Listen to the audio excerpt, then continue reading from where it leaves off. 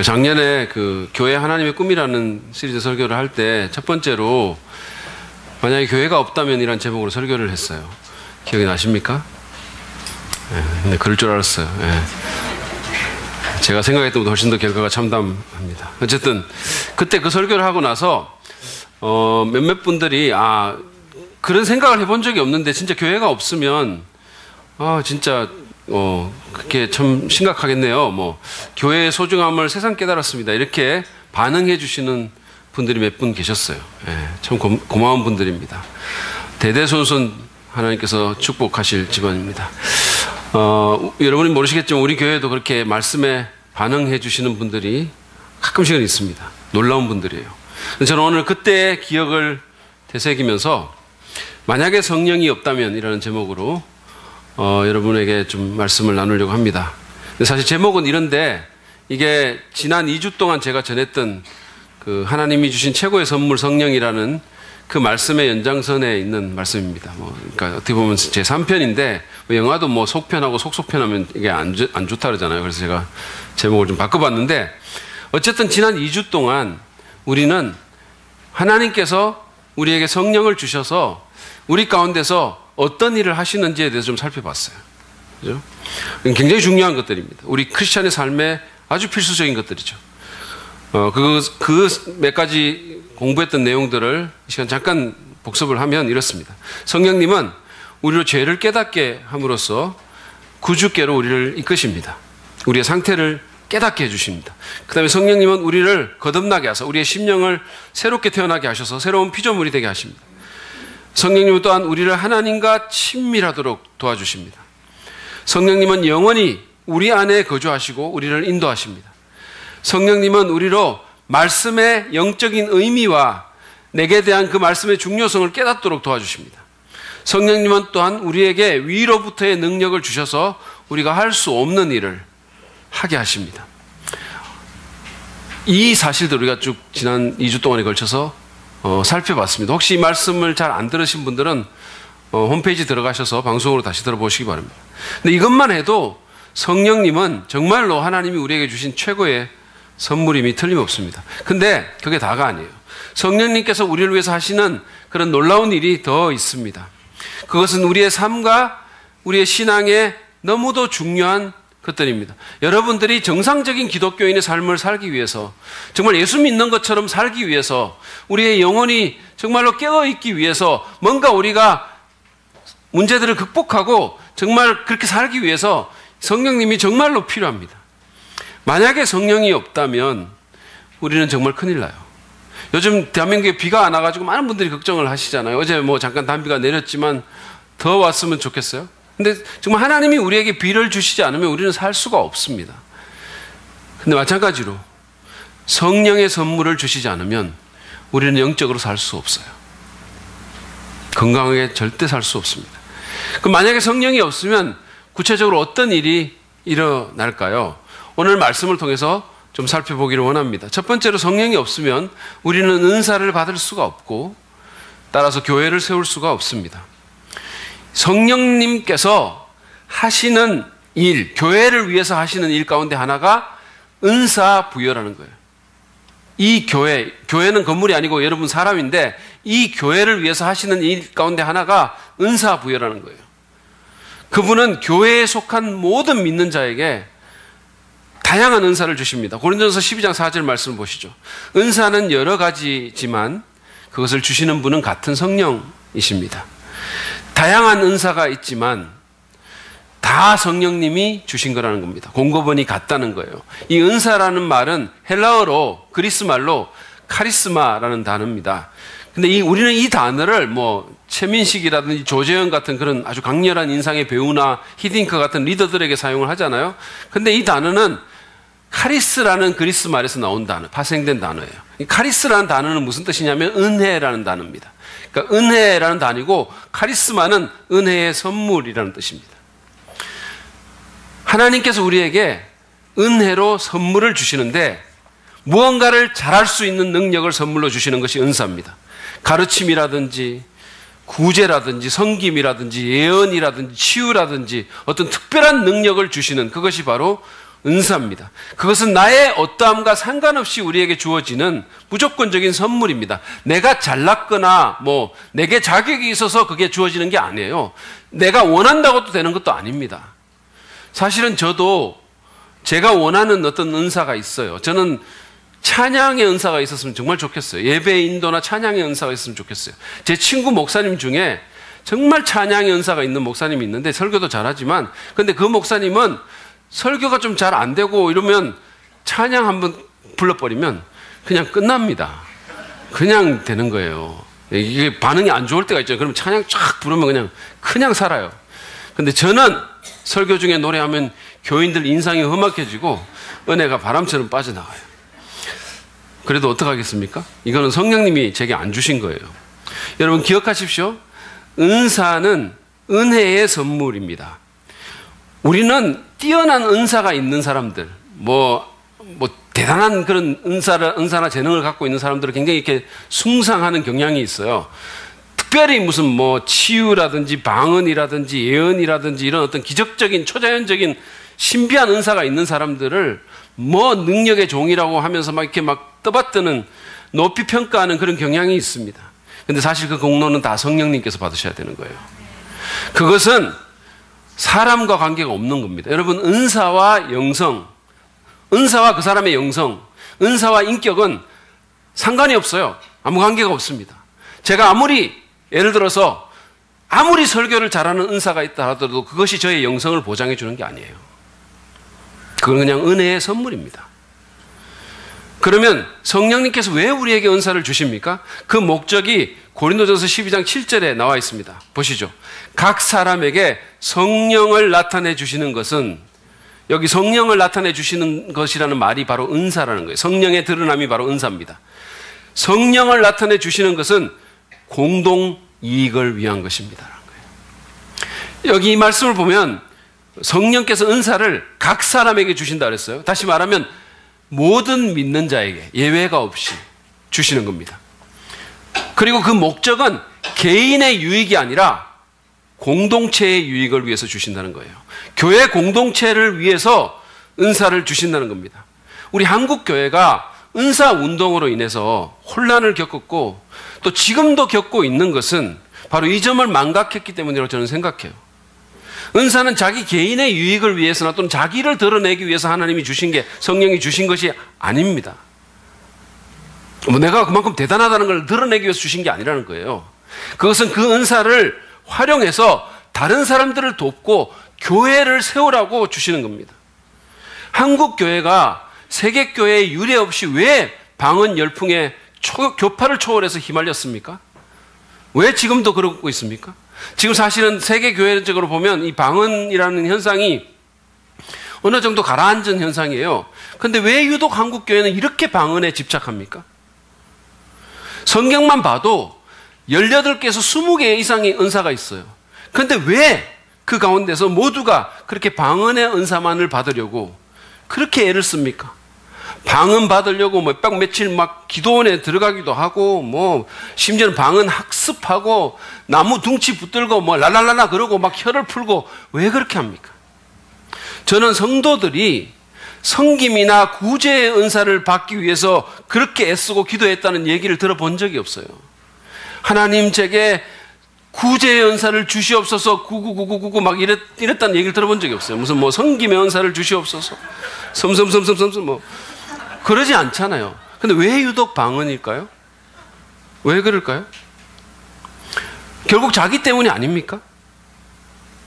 고려대 박영동 교수가 일그러진 성령의 얼굴이라는 아주 훌륭한 책을 썼어요. 거기서 한국교회 방언 열풍에 대해서 이렇게 설명했습니다. 무엇인가 영적 침체의 악순환에서 빠져나갈 돌파구를 찾는 많은 교인들에게 방언은 손쉽게 그들의 영적인 상태를 반전시킬 수 있는 매력적인 대안으로 다가온 듯하다. 신비적이고 열광적인 것에 끌리는 한국 교인들의 종교적인 성향과 극적인 변화와 확신을 안겨주는 획기적 은혜 체험을 바라는 교인들의 영적인 요행심에 방언이 딱 맞아떨어진 것 같다. 이와 더불어 어떻게든 교인들의 열심을 자극해 교회를 속히 부흥시켜보려는 사역자들의 열망과 그것을 부추기는 데 성공한 대중매체의 역할이 절묘하게 맞물려 비전인 현상이라고 볼 수 있다. 그랬어요. 물론 저는 모든 방언하는 분들이 다 이렇다고 말씀드리는 것은 아닙니다. 그러나 대부분은 공동체의 유익이라는 목적을 망각하고 있는 거예요. 많은 경우에 있어서. 여러분 기억하십시오. 성령님은 교회 공동체의 유익을 위해서 각 사람에게 은사를 주셨어요. 은사의 종류는 다르겠지만 목적은 동일합니다. 교회를 세우는 것입니다. 이게 얼마나 우리에게 축복입니까? 여러분 우리 교회만 하더라도 정말로 많은 성도님들이 지금까지 성령님께 은사를 받고 그 은사를 활용해서 희생적으로 교회를 섬겼기 때문에 여기까지 우리가 오게 된 겁니다. 이만큼이라도 우리가 성장하게 된 것입니다. 그리고 그 사역들을 통해서 그 은사를 활용한 사역들을 통해서 누군가가 예수님을 믿고 영원한 운명이 변했고 누군가의 가정이 회복됐고 누군가가 인생의 미션을 발견한 것입니다. 여러분의 은사가 무엇입니까? 누구에게나 성령님께서 주신 하나 이상의 은사가 있습니다. 성경은 분명히 그렇게 말씀하고 있어요. 저는 자신에게 은사가 없다고 막 주장하는 그런 분들도 봤어요. 그러니까 자기의 은사가 없다고 얘기하면 성경에 있다고 얘기하면 성경이 틀렸다고 말하는 분도 봤어요. 그리고 성령님은 주셨다고 했고 자기는 못 받았다고 하니까 어디서 배달 사고라도 났다는 말입니까? 여러분의 은사가 무엇입니까? 여러분의 은사가 뭔지 궁금하면 자신이 뭐를 잘하고 좋아하는지를 생각해 보시기 바랍니다. 다른 사람과 비교하지 말고 자신에 대해서 생각해 보면 돼요. 가장 좋은 방법은 한번 해보는 것입니다. 섬겨보는 거예요. 얼마 전에 교회 홈페이지에 한 성도가 저도 도움이 되고 싶어요 라는 그런 글을 올려가지고 많은 성도님들이 이렇게 감동을 받았어요. 잘하는 것은 없지만 정말 뭔가 도움이 되고 싶다는 거예요. 얼마나 귀한 마음입니까? 그런 마음으로 한번 섬겨보십시오. 그러면 알 수 있어요. 여러분의 은사가 전도건 행정이건 가르침이건 찬양이건 섬김이건 구제건 믿음이건 치유이건 간에 그 은사를 가지고 사람들을 섬기고 교회 공동체를 세우는 일에 쓰이시길 바랍니다. 교회 공동체의 유익을 구하시기를 바랍니다. 그게 여러분의 인생을 의미 있고 가치 있게 만들어 줄 것입니다. 저는 개인적으로 교회보다 더 소중한 단체는 없다라고 생각해요. 제가 목사라서 그렇게 얘기하는 게 아니라 성경에 보면 교회는 하나님의 핏값으로 샀다 그랬어요. 여러분, 하나님의 핏값보다 더 비싼 게 어디 있어요? 하나님의 핏값보다 더 비싼 것은 없어요. 교회가 그렇게 소중한 단체입니다. 그렇기 때문에 어떤 한 사람이 자기 인생을 어떻게든 교회를 위해서 투자하는 것보다 더 소중한 것은 없다고 저는 생각해요. 그것보다 더 나은 인생을 생각하기가 힘듭니다. 꼭 목사가 되라는 얘기가 아니에요. 여러분, 지미 카트라는 미국 대통령 아시죠? 이분은 전직 미국 대통령이지만 그러나 조지아주의 한 교회의 주일학교 교사예요. 수십 년 동안 이 일을 했습니다. 이분은 사실은 퇴임하고 나서 더 유명해졌죠. 할 일이 더 많아진 분이에요. 그래서 뭐 전 세계를 돌아다니는 분인데 세계 어디에 있든지 정말 할 수만 있으면 주일날이 되면 자기 집으로 돌아간다고 해요. 왜냐하면 교회 교사로 섬기기 위해서, 그 직분을 감당하기 위해서 세계 어디에 있든지 주일날은 자기 집으로 돌아간다고 합니다. 저는 제가 이분이 천국에 가면 미국 대통령으로 섬긴 것보다는 이 주일학교 교사로 섬긴 것에 대해서 더 큰 보상을 받으리라고 저는 생각합니다.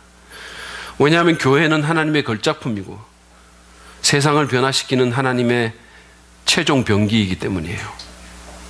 교회보다 더 하나님께 중요한 것은 없습니다. 왜냐하면 교회를 통해서 하나님이 일하시기 때문이에요. 교회를 통해서 사람들을 변화시키고 가정들을 치유하고 영혼들을 구원하기 때문입니다. 그리고 그 일을 위해서 성령께서 은사를 주시는 것입니다. 여러분 생각해 보십시오. 성령이 없다면 은사도 없고, 그렇다면 우리는 교회를 세울 수 있는 기회와 특권도 갖지 못했을 것입니다. 아찔하지 않으세요? 그래, 아찔하지 않다 표정이군요. 여러분이 인식하든지 못하든지 간에 이것보다 더 큰 인생의 손실은 없습니다. 정말로 그렇습니다. 그러므로 은사를 주신 성령님께 감사하고 교회 공동체의 유익을 위해서, 하나님이 핏값 주고 사신 이 위대한 교회를 위해서 여러분의 은사를 발견하고 활용하시기를 바랍니다. 하나님께서 반드시 여러분을 축복하실 것입니다. 두 번째로, 성령이 없으면 우리는 우리는 기도의 가장 강력한 중보자를 잃게 될 것입니다. 은사를 받을 수 없을 뿐만 아니라 기도의 가장 강력한 중보자를 잃게 됩니다. 우리는 예수님에 대한 공부를 하면서 예수님께서 우리의 대제사장으로서 우리를 위해서 중보하신다라는 것을, 우리를 위해서 기도하신다는 사실을 우리가 배웠습니다. 그렇죠? 그런데 사도 바울은 예수님만이 아니라 성령님께서도 우리를 위해서 계속 중보해 주신다는 거예요. 로마서 8장 26절에서 27절 말씀입니다. 보시죠. 이와 같이 성령께서도 우리의 약함을 도와주십니다. 우리는 어떻게 기도해야 할지도 알지 못하지만 성령께서 친히 이루 다 말할 수 없는 탄식으로 우리를 대신하여 간구하여 주십니다. 사람의 마음을 꿰뚫어 보시는 하나님께서는 성령의 생각이 어떠한지를 아십니다. 성령께서 하나님의 뜻을 따라 성도를 대신하여 간구하시기 때문입니다. 여러분, 이 구절은 성령님께서 기도할 때, 우리가 기도할 때 우리의 약함을 도와준다고 말씀해요. 여러분, 기도하기가 쉽지 않아요. 그렇죠? 기도할 때 우리는 우리의 연약함을 참 잘 느낍니다. 무릎 꿇는다는 게 참 쉽지 않아요. 때로는 기도를 하다가 잠에 빠지기도 해요. 저는 특별 새벽 기도회 같은 경우에는 이렇게 좀 뒤에 나가서 이렇게 오신 분들의 인사도 하고 이러는데, 이렇게 나가신 분들 보면 어떤 분들은 도저히 기도한 눈이 아니고 그냥 주무시다가 깬 것 같은 눈을 볼 때도 있어요. 그렇죠? 심정은 있지만 물정이 없으니까 뭐라 할 수는 없습니다. 그렇지만 기도하다가 이렇게 눈물을 흘려가지고 충혈된 거하고 자다가 그렇게 된 건 조금 다른 게 있어요. 어쨌든 간에. 제가 지난 목요일에, 사실은 저희 가족들이 이제, 고향에 내려가가지고 제가 혼자 있었거든요. 그래서, 교회에서 이렇게 일하다가 저녁 시간이 돼서 퇴근을 해서 집에 가서 혼자 저녁을 좀 챙겨 먹고, 그리고는 기도하기 위해서 다시 교회에 왔어요. 가족도 없고 또 기도할 일이 요즘 얼마나 많습니까? 그래서 좀 제대로 기도하고 싶다는 생각이 들어가지고, 그래서 다시 교회에 와서 기도실에 제가 들어간 거예요. 그 처음에는 참 좋았습니다. 근데 이렇게 한 25분쯤 이렇게 기도를 했는데 갑자기 가스레인지 불을 안 껐다는 생각이 팍 들어온 거예요. 예, 갑자기 그 생각이 팍 드는 거예요. 그러니까 무시하려고 했는데 이게 도저히 무시가 안 되는 겁니다. 자꾸 생각이 나는 거예요. 그러니까 집에 누가 있으면 전화라도 했을 텐데 아무도 없는 거예요. 간만에 혼자 집에서 저녁을 챙겨 먹은 것이 화근이었었어요. 삼시세끼 차준마 생각하면서 할 줄도 모르면서 후라이팬에 뭘 데핀 게 그게 실책이었던 거예요. 그냥 교회에 계속 있으면서 애플 김밥집에서 참치김밥 하나 사 먹고 있었어야 했었어요. 불길한 생각이 기도하는데 자꾸 커지는 거예요. 나중에 급기야는 후라이팬에서 연기가 나는 환상이 보이는 거예요. 기도를 중단할 수밖에 없었어요. 여러분, 우리는 참 약합니다. 특별히 기도할 때 참 약함을 경험해요. 근데 바울이 이 로마서 9절에서 말씀하는 약함은 특별히 우리의 무지와 연관된 것입니다. 우리는 어떻게 기도해야 할지를 잘 모른다는 거예요. 무엇이 올바른 기도인지, 어떻게 구해야 하나님의 뜻대로 하는 기도인지를 우리가 잘 모르는 겁니다. 저는 우리 교회가 빨리 커져서 정말 이 깨어진 세상에서 더 많은 사람들을 돕고 더 많은 사역을 하게 해달라고 기도해야 할지, 아니면 아주 천천히 다져지고 성숙되게 해달라고 기도해야 될지 모를 때가 많아요. 잘 모르겠어요. 때로는 어려움을 만나면 어려움에서 나를 구해달라고 기도해야 될지, 아니면 이 어려움을 견딜 힘을 달라고 기도해야 될지 헷갈릴 때가 있어요. 여러분도 그러지 않으십니까? 여러분이 만약에 미혼이라면 뭐 아주 현실적으로 저 남자하고 결혼을 해야 될지, 저 여자하고 결혼을 해야 될지 말아야 될지, 여러분의 자녀가 있다면 그 자녀가 직장에 취직하게 해달라고 기도해야 될지, 대학원에 가게 해달라고 기도해야 될지, 아니면 계속 놀게 해달라고 해야 될지, 여러분 혼돈스럽잖아요. 근데 성령님께서 그런 우리의 혼돈과 무지를 아시고 그렇게 연약한 우리를 위해서 하나님의 뜻대로 기도해 주신다는 겁니다. 감사하지 않으십니까? 과거에 여러분이 지금 결혼하신 분이라면 과거에 어떤 여자나 또는 남자와 결혼하게 해달라고 열심히 기도했는데 지금 다른 사람하고 살고 있는 분 계시죠? 성령께서 당신과 다르게 기도하신 겁니다. 하나님의 뜻을 따라 기도했기 때문이에요. 그래서 당신이 기도했던 그 사람이 아닌 다른 사람이 지금 당신 옆에 있는 거예요. 감사하지 않으십니까? 전혀 감사하지 않은 표정으로 지금 있는데 성령님께서 친히 하나님의 뜻을 위해서 기도해 주신다는 거예요. 특별히 바울은 이 구절에서 이렇게 말합니다. 성령께서 친히 이루 다 말할 수 없는 탄식으로 우리를 대신하여 간구하여 주신다라고 말씀합니다. 성령님께서 이 깨어진 세상을 살고 있는 우리의 아픔과 고통에 함께 해주시면서 아직은 이루어지지 않은 이 약한 세상에서, 정말 이 아픈 세상에서 우리가 고통할 때 우리보다 더 아파하시면서 정말 이루 말할 수 없는 탄식으로 우리를 위해서 기도해 주신다는 거예요. 여러분 지금 고통 중에 계십니까? 성령님이 여러분을 위해서 말할 수 없는 탄식으로 기도하심을 믿으시기 바랍니다. 척수인돌 목사님께서 자기 딸이 고등학교 때 이 등뼈를 다친 그 얘기를 해준 적이 있어요. 근데 이분이, 그 딸이 이제 응원단 치어리딩 하는 거 있잖아요. 이 치어리딩을 하면서 인간 피라미드를 만드는데 맨 꼭대기에 올라갔다가 팍 떨어진 거예요. 그래가지고 이 등뼈가 부러진 겁니다. 그래서 그것 때문에 전신마비 상태에 들어간 거예요. 그래서 이 목사님, 그게 금요일 오후인데, 그래서 그날부터 시작해가지고 토요일 하루 종일 완전히 마음이 무너져 내리면서 자기 딸의 병상 옆에서 이 아이의 마비가 영구적인 것이 아니기를 간절히 기도하면서, 그러면서 그 시간들을 보냈어요. 그리고는 주일이 왔습니다. 근데 이분이 설교단에 설 힘이 없었다고 했어요. 왜 안 그랬겠습니까? 마음 상태도 완전히 엉망이었어. 설교를 할 마음이 아닌 거예요. 모든 것이 불투명했습니다. 근데 이게 대형 교회고 뭐 갑자기 일어난 일이고 이렇게 되니까 어쩔 수 없이 눈물의 기도로 주님께 의지하면서 예정대로 설교를 했어요. 여러분, 설교가 제대로 됐겠습니까? 그는 눈물 흘린 눈을 깜빡이면서 망친 게 분명한 설교를 어찌어찌 그냥 끼역끼역 그렇게 이어나갔대요. 근데 그거는 그분의 생각이었던 것 같습니다. 왜냐하면 성령께서 그분을 위해서 강력하게 정말 말할 수 없는 탄식으로 기도한 것이 틀림이 없어요. 그날 그 설교가 자기는 망쳤다고 생각했는데 그냥 어쩔 수 없이 이렇게 어찌어찌 이어나갔다고 했는데 자신이 그 교회에서 한 설교 가운데 가장 많은 설교 테이프를 요청받은 그런 설교가 됐다고 합니다. 가장 많은 사람들이 공감했던. 여러분, 성령님은 연약한 우리를 도와주시고 우리가 무엇을 기도해야 할지를 알지 못할 때 우리를 위해서 기도해 주십니다. 우리가 고통 가운데 어려워할 때, 병들고 깨진 이 세상의 아픔으로 한숨 쉴 때 성령은 말할 수 없는 탄식으로 우리의 아픔에 함께 하시고 아버지께 간구해 주십니다. 우리의 최선을 아시는 그분께서 하나님의 뜻에 따라 우리를 중보해 주십니다. 그리고 하나님 아버지께서는, 우리의 모든 마음을 살피는 그분께서는 그 성령의 완벽한 기도를 들으시고 우리 삶을 인도하십니다. 여러분, 이 성령님이 있다는 것이 감사하지 않으십니까? 이 특별한 중보 기도자가 늘 나를 위해서 최선의 기도를 올리고 계심이 얼마나 다행스럽습니까? 여러분, 생각해 보십시오. 성령이 없다면 우리의 기도는 가장 강력한 중보자를 잃게 될 것입니다.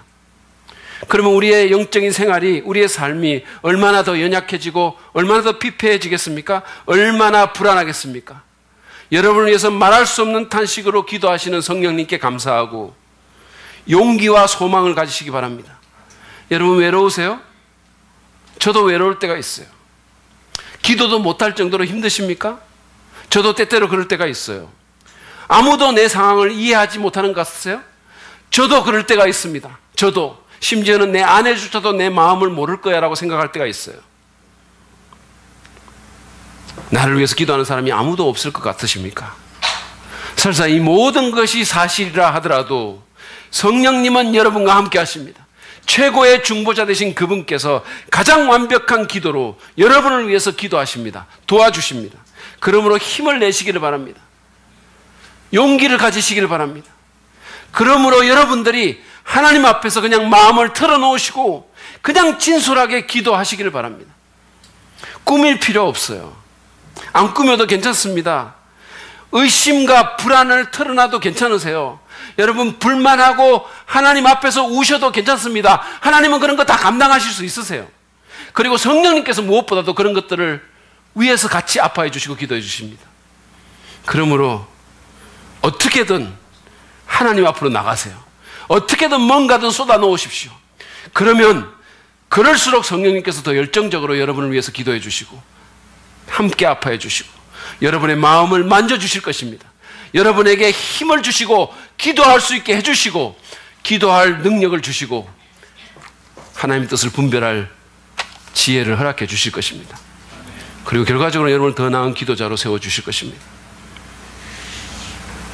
성령이 없으면 우리는 은사를 받을 수 없을 뿐만 아니라 강력한 중보자를 잃게 될 것입니다. 마지막으로 성령이 없으면 우리는 예수님을 닮은 사람으로 변화될 수도 없습니다.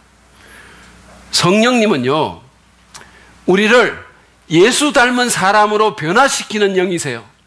그것이 성령님이 하시는 가장 주된 일입니다. 그것이 그분의 가장 주된 사명이에요. 여러분 고린도후서 3장 17절에서 18절 말씀을 한번 읽어보시죠. 같이 보시겠습니다. 주님은 영이십니다. 주님의 영이 계신 곳에는 자유가 있습니다. 우리는 모두 너울을 벗어버리고 주님의 영광을 바라봅니다. 이렇게 해서 우리는 주님과 같은 모습으로 변화하여 점점 더 큰 영광에 이르게 됩니다. 이것은 영이신 주님께서 하시는 일입니다. 우리로 하여금 노후를 벗어버리, 다시 말하면 막힘없게 해주시고 주님의 영광을 막힘없이 바라볼 수 있게 해주십니다. 성령님께서. 그래서 그 주님을 닮게 해주시고 더 영광스러운 모습으로 변화시키는데 오늘 이 말씀은 그 일을 바로 영이신 주님이 하신다 그랬어요. 성령님께서 하신다라고 말씀하고 있는 겁니다. 갈라디아서 5장 16절에서 26절에도 바울은 성령님의 이 사역에 대해서 말씀하고 계세요. 그는 우리 안에 계시는 성령의 어떤 바라는 바와 이 옛사람, 우리의 이 죄성이 있는 옛사람의 욕망이 서로 충돌한다라고 얘기를 해요. 그러면서 이 욕망이 이끄는 대로, 이 옛사람의 욕정이 이끄는 대로 따라가게 될 때 나타나게 되는 여러 가지 일들을 열거합니다. 그것은 성적인 타락, 시기, 질투, 분쟁, 싸움, 분냄, 술 취함 이런 것들이에요. 근데 성령을 따라갈 때 성령께서 우리에게 맺게 해주실 열매도 있다라고 그는 말합니다. 그것이 바로 갈라디아서 5장 22절부터 23절에 나와 있습니다. 그 목록을 한번 보시죠. 그러나 성령의 열매는 사랑과 기쁨과 화평과 인내와 친절과 선함과 신실과 온유와 절제입니다. 이런 것들은 막을 법이 없습니다. 성령을 따를 때 성령님께서 우리 내면에, 우리 마음에 아름다운 인격적인 덕목을 갖추어 주게 하신다는 겁니다. 우리를 더 변화된 사람으로, 더 아름다운 사람으로 바꿔주신다는 거예요. 그런데 여러분, 여기 나오는 이 열매는 다 예수님의 성품을 묘사하는 거예요. 그러니까 여기 이렇게 읽으시면 됩니다. 그러므로 예수님은 사랑과 기쁨과 이렇게 읽어도 아무 상관이 없어요. 이것은 다 예수님에 대한 거거든요. 다시 말해서 우리가 성령을 따를 때 성령님께서 우리를 예수님처럼 바꿔주신다는 거예요. 예수님의 성품을 지닌 사람으로 변화시켜 주신다는 겁니다. 이것을 신학적으로 우리는 성화라고 얘기를 해요. 성화. 이것이 바로 성령님의 가장 주된 일입니다. 이처럼 우리를 예수님 닮은 아름다운 모습으로 변화시키는 것이 성령의 주된 일인데, 그분의 가장 메인 잡인데, 성령에 대한 많은 논의들이 주변부에 머물고 있다는 사실이 저는 너무 안타까워요. 무슨 어떤 특정한 은사가 지금 있나 없나 이런 문제로 열을 내고, 인격 형성이 배제된 어떤 그냥 어떤 기적적인 능력 또는 어떤 신비한 현상만을 성령의 일인 줄 알고 추구하는 그런 일들이 있어요. 가장 중요한 것은 우리를 변화시키는 건데, 특별히 일부 극단적인 은사주의자들의 신비하거나 개상한 체험담 때문에 성령이라고 하면 무슨 사람들을 쓰러뜨리거나 아니면 무슨 뭐 놀라 까무러치게 하는 그런 일만 생각하는 분들이 있어요. 어떤 목사님이 기독교 텔레비전에 나와서 자랑스럽게 틀어놓은 다음의 얘기가 바로 그런 거라고 저는 생각해요. 이 목사님은 자기 교회에 방문한 어떤 청년이 교회에 들어왔다가 예배 안 하고 가려고 하니까 그 청년을 보고 예수의 이름으로 서라고 명했어요. 그러니까 그 청년의 발이 바닥에 붙어가지고 움직이질 않는 거예요. 그뿐만이 아닙니다. 어떤 사람은 예배 드리는데 그 엉덩이가 의자에 붙어가지고 몇 시간을 움직이지를 못했다는 거예요. 아마 예배 태도가 안 좋았던 것 같아요. 여러분 조심하셔야 됩니다. 거기다가 이분이 또 말하기를 설교를 잘 경청하지 않는 회중을 향해서 자주 자기가 그렇게 하는데 그런 회중들을 향해서 자주 소경이 되라고 명령하면 실제로 그런 일들이 몇 시간 동안 나타난다는 거예요. 여러분은 그런 교회의 교인이 안 된 사실을 하나님께 영원토록 감사해야 돼요. 여러분은 능력이 없는 저 같은 전도사처럼 생긴 저 같은 목사한테 설교 듣는 것을 참으로 고맙게 생각해야 됩니다. 이게 얼마나 복인지 몰라요. 예배 드리러 와가지고 걸핏하면 엉덩이 의자에 붙어가지고 움직이지도 못하고 소경되고 그래 봐야 정신을 차리겠어요. 여러분 이거 얼마나 정말 얼마나 웃기는 얘기입니까? 성령님께서는 기적을 행하십니다. 저는 믿어요. 그렇지만 기적을 남발하시진 않아요. 그분은 교인이 설교를 잘 안 듣는다고 의자에 엉덩이를 붙여놓거나 눈을 멀게 하는 그런 회개한 일을 하시지 않으십니다. 오히려 성령님께서는 일생에 걸쳐서 우리의 성품과 우리의 태도와 우리의 믿음과 우리의 행실을 내부부터 변화시켜서 우리를 예수님 닮게 하시는 그 일을 하시는 거예요. 그것이 성령님의 가장 주된 일입니다. 무슨 얼마나 성경을 많이 알고 뭐 얼마나 지성적이고 뭐 얼마나 종교적이고 이게 문제가 아니에요. 내가 얼마나 예수님 닮은 사람으로 변화됐는가. 여러분은 예수님 믿고 얼마나 변했어요? 안 좋게 변한 게 아니라 얼마나 더 좋게 변했습니까? 아니, 어떤 사람은 이렇게 말하는 거예요. 나는 예수 믿고 나서 더 비판적이 됐습니다. 나는 수양에 갔다 와서 더 까다로워졌어요. 이건 완전히 잘못 믿은 거예요. 더 많은 사람 비판하고 더 많이 정죄하면 그거 잘못 믿은 거죠. 걸핏하면 심판하고. 여러분은 얼마나 변했습니까? 여러분은 어떻게 변했습니까? 우리 교회 김철기 전사님 있잖아요. 그렇죠? 제가 이분 안 지가 한 15년 된 것 같아요. 근데 솔직히 신학생 때는 정말로 별로 주목할 만한 그런 학생이 아니었었어요. 제가 김철기 전사님에 대해서 기억나는 것이라고는 어느 체육대회 때 제가 이렇게 가서 그때 앉아서 봤는데 축구 시합을 하는데 정말로 완전히 기관차처럼 뛰어다니는 거예요. 정말 인상적이었습니다. 정말로 무슨 몸에 엔진이 달린 것 같았어요. 그러니까 이게 보면 이렇게 보면 세로가 가로보다 조금 긴 네모가 90분 동안 계속해서 뛰어다니는 거예요. 계속해서. 그게 정말 제일 기억에 남아요. 뭐 저런 네모가 있어 이렇게 생각했어요. 제가 설교도 가르쳤는데요. 제가 설교 가르치면 이제 실습도 시키고 그렇게 하잖아요. 근데 별로 잘한 것 같지가 않아요. 좀 미안하지만 기억이 없어요. 별 기억이 없어요. 근데 신학교를 졸업하고 한참 시간이 지나서 이제 우리 교회에 와서 동력하게 된 겁니다. 솔직히 큰 기대를 안 했어요. 왜냐하면 그때 당시에 현 목사님 갑자기 나오고 이러면서 왔는데 그렇게 많은 기대는 안 했습니다. 근데 결과가 대박이었어요. 많은 분들이 그렇게 생각하시잖아요. 예. 설교도 신학생 때보다 훨씬 좋아졌어요. 이 성경을 보는 눈이 예리해졌다라는 생각을 제가 몇 번 했어요. 그리고 저는 사실은 몰랐는데 그러니까 찬양도 못하게 생겼잖아요. 근데 찬양도 이렇게 곧잘 하는 거예요. 그리고 거기다 기타까지 치는 거예요.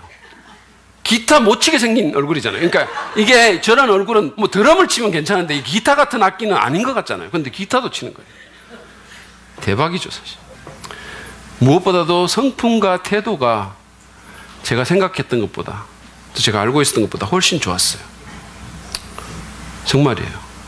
저는 김철기 전사님 보면 기분이 좋아져요. 겸손하고 정직하고 긍정적이고 관대합니다. 거기다가 저한테 뽀뽀까지 해주는 딸까지 길러졌죠. 비록 영혼 없이 하긴 하지만 그동안 성령님께서 작업을 많이 하신 모양이라고 저는 생각해요. 저는 가끔씩 우리 김철기 전사님 보면서 예수님을 닮았다는 생각을 해요. 예수님은 저럴 것 같다는 생각을 할 때가 있어요. 유니클로 세일 제품을 좋아하고 땀을 많이 흘리는 작은 예수라고 생각합니다. 근데 사실은 그 김철기 전사님만이 아니라 우리 교육자들이 다 그래요. 우리에게는 짬뽕밥 좋아하는 작은 예수도 있고 요리 무지하게 잘하는 작은 예수도 있고 여성성이 강하고 몸으로 하는 일 못하는 작은 예수도 있어요. 물론 아직 갈 길이 남아있죠. 많이 남아있죠. 저를 비롯해서 우리 교육자들 앞으로 갈 길이 많아요. 그렇지만 성령님께서 그들 가운데서 일하시고 그들이 변화되고 있다는 사실은 분명하다고 저는 생각해요. 여러분, 우리에 대한 하나님의 가장 주된 목표가 뭐라고 생각하십니까? 그것은 우리가 예수님 닮는 사람이 되는 것입니다. 그것이 그분이 우리를 구원하신 이유인 것입니다. 우리가 무슨 성경 지식이 많고 냉철한 지성주의자가 되고 무슨 종교적인 사람이 되고 뭐 대단한 일을 하고 이런 게 아니라 예수님 닮은 사람이 되는 거예요. 저는 맥스 루케이도가 한 다음의 말을 좋아합니다. 보시죠. 하나님은 우리를 있는 그대로 사랑하신다. 그러나 우리를 있는 그대로 내버려 두지는 않으신다. 얼마나 멋진 말입니까? 그분은 우리를 너무 사랑하시기에 우리를 있는 그대로 그냥 내버려 두지 않고 더 좋게 빚어주십니다. 예수님 닮도록 바꿔주십니다. 그 변화 프로젝트의 책임자가 바로 성령님이세요. 하나님은 성령님을 우리에게 보내주셔서 그분을 통해서 그 일을 하십니다. 저는 우리의 삶에 있어서 예수님을 닮는 것보다 더 위대한 목표는 없다라고 생각해요. 그것보다 더 위대한 목표는 인생에 있어서 없습니다. 왜냐하면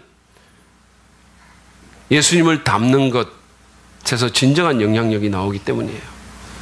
왜냐하면 예수님을 닮는 것이야말로 우리 자녀들이 참으로 우리에 대해서 자랑스러워해야 되는 그런 특징이기 때문입니다. 왜냐하면 그것을 통해서 하나님이 영광을 받으시기 때문이에요. 왜냐하면 거기서부터 참으로 선한 일이 나오기 때문입니다.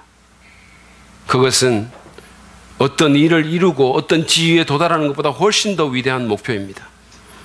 여러분, 예수님을 닮은 사람들이 모인 가정을 한번 생각해 보십시오. 예수님을 닮은 사람들이 모여있는 교회를 상상해 보십시오. 천국이 따로 없지 않을까요? 그 위대한 일을 성령님이 하십니다. 우리는 그분이 그 일을 할 수 있도록 협조해야 됩니다. 여러분, 생각해 보십시오. 만약에 성령이 없다면 우리의 성화는 불가능할 것입니다. 그리고 예수님을 닮게 되는 그 위대한 일도 일어나지 않게 될 것입니다. 그 일은 우리 힘과 의지만으로는 할 수 없기 때문이에요. 훈련이 중요하지만 훈련만으로는 이룰 수 없기 때문입니다. 그래서 하나님께서 우리에게 성령을 보내주신 거예요. 우리 안에 내주케 하시고 우리 생각과 감정의 가장 깊은 곳을 터치하게 하신 겁니다. 계속해서 영향을 주게 하신 거예요. 그러므로 여러분, 성령의 사역에 협조합시다. 제발 성령을 의식하면서 삽시다. 그냥 예수 믿는다고 말하면서 마치 성령이 없는 것처럼 지극히 이성적인 상식적인 선에서 그렇게 살지 맙시다. 그분이 생각을 주시거나 자극하시거나 이끄시거나 책망할 때 반응합시다. 저항하지 말고 정당화시키지 말고 순종합시다. 그래서 제가 지난주에 말씀드린 것처럼 정말 언제나 성령을 의식하며 삽시다. 여러분, 지난 한 주간 성령님에 대해서 얼마나 의식하셨어요? 의식합시다. 그리고 무엇보다도 정기적으로 성령님께서 내 영혼을 만지실 수 있는 시간을 들이시길 바랍니다. 고든 맥도날드의 표현처럼 그분이 내 영혼의 정원을 가꿀 수 있도록 조용한 시간을 내어드리고 그분의 음성을 듣고 그분의 리더십에 우리가 따라서 행할 필요가 있습니다. 그러면 우리가 예수 닮은 사람이 되는 거예요. 여러분, 저는 여러분이 신앙생활 하면서 이 목표를 절대로 안 잊어버렸으면 좋겠어요. 우리는 이것 때문에 예수 믿는 거예요. 이것 때문에 구원받은 거예요. 뭐 많은 거 알기 위해서 구원받은 거 아닙니다. 뭐 대단한 일을 하기 위해서도 아니에요. 예수 닮은 사람 되는 거예요. 이게 있으면 한국교회 욕 안 먹어요. 우리는 오늘 성령의 세 가지 사역을 살펴봤습니다. 그것은 은사를 주어서 교회를 세우시고 우리를 위해서 중보하시고 우리를 예수 닮은 사람으로 변화시키는 겁니다. 만약에 성령이 없다면 이런 일은 가능하지 않을 겁니다. 우리는 은사를 활용해서 교회를 세울 수도 없고 가장 강력한 중보자도 잃게 될 것이고 예수님 닮은 사람으로 변화할 수도 없습니다. 그런데 감사하게도 성령이 우리에게 계신 거예요. 하나님이 우리에게 성령이라는 최고의 선물을 우리에게 주신 겁니다. 은혜로 주신 거예요. 여러분 감사하지 않으십니까? 우리 인생의 최고의 자원을 그냥 공짜로 주신 거예요. 이것보다 더 큰 축복이 어디 있습니까? 이것보다 더한 복음이 어디 있습니까? 그러므로 이 성령을 제발 잊어버리지 마십시오. 무시하지 마십시오. 부디 자기 힘과 열심과 의지만으로 신앙생활 하려고 하지 마십시오. 부디 성경 몇 개 아는 것만 가지고 여러분 유지하려고 하지 마세요. 제가 설교를 마무리하면서 제가 지난 2주 동안 우리가 설교 후에 불렀던 그 찬송 가사를 좀 여러분에게 읽어드리려고 합니다. 잘 들어보세요. 허무한 시절 지날 때 깊은 한숨 내쉴 때 그런 풍경 보시며 탄식하는 분 있네. 고와 같이 너희를 버려두지 않으리. 내가 너희와 영원히 함께하리라. 억눌린 자 갇힌 자 자유함이 없는 자 피난처가 되시는 성령님 계시네. 주의 영이 계신 곳에 참 자유가 있다네. 진리의 영이신 성령이 오셨네. 성령이 오셨네. 성령이 오셨네. 내 주에 보내신 성령이 오셨네. 우리 인생 가운데 친히 찾아오셔서 그 나라 꿈꾸게 하시네. 그렇습니다. 허무한 우리 인생 가운데 여러 가지 욕심에 억눌리고 문제에 갇혀서 자유를 잃어버린 우리 인생 가운데 성령께서, 하나님의 그 거룩한 영께서, 우리를 도와주시는 그 보혜사께서 친히 찾아오셨어요. 할렐루야. 주님이 오셨습니다. 그래서 우리를 도우시고 자유를 주시고 은사를 주시고 예수 닮게 하시고 새로운 꿈을 꾸게 하시고 우리가 할 수 없는 일을 하게 하십니다.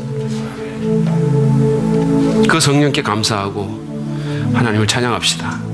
그 성령님을 의식하면서 삽시다. 그 성령님을 언제나 따라갑시다. 성령님, 이번 한 주간도 저와 동행하시고 저를 만져주시고 저를 위해서 중보해 주옵소서. 저도 성령님을 의식하며 의지하며 살겠습니다. 이 시간 이렇게 기도하면서 주님께 나아가기를 바랍니다. 함께 우리 기도하며 나갑니다. 여러분, 이 기회는 참으로 소중한 기회입니다. 어차피 우리 힘으로는 안 됩니다. 우리는 한계에 봉착한 사람들이에요. 여러분 의지로 뭔가 결심해 본 적 없으세요? 성공하셨습니까? 여러분 자신이 만든 규칙도 여러분 지킬 수 있으셨어요? 우리에게는 성령이 필요합니다. 우리에게는 초자연적인 도움이 필요합니다. 성령께서 우리의 마음을 만지시도록, 이 시간 우리를 회복시키시도록, 우리를 위해서 기도하시도록 이 시간 함께 주님 앞에 나아갑시다. 우리 간절히 주 앞에 나아갑니다. 성령님 이 시간